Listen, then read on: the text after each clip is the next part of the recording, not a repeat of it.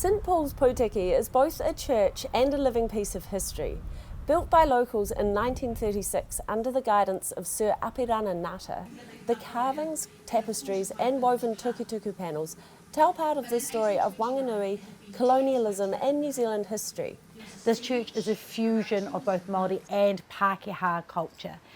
It's the very best of their myths, their religious beliefs, their art, their crafts and architecture.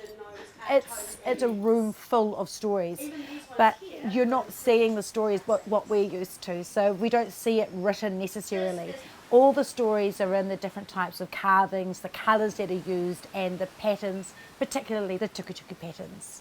Lisa and her father have been keeping that history alive by taking tours outside of the normal church activities. The tours have become really popular. So when I moved back from Wellington 5 years ago, we just started up and now we are taking tours almost every day.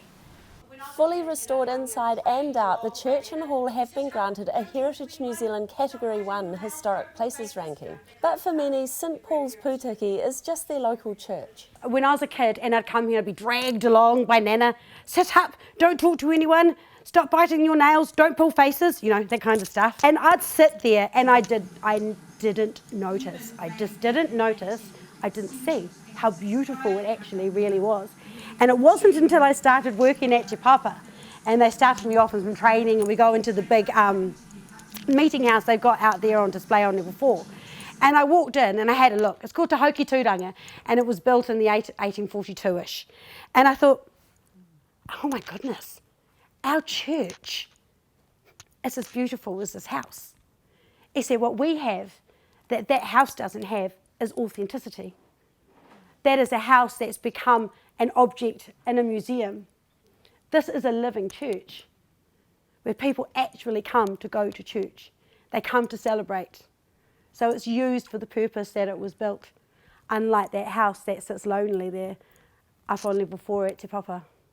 Now the Rewetis are hoping some locals like themselves will step forward to help them take on some of the storytelling. They're looking for someone with a connection to Pūtiki, a passion for the church, able to pronounce Māori words correctly, or be willing to learn. Tours can be booked at the eyesight, and of course there is church on Sunday, 9 a.m. Georgie Ormond, Local Focus.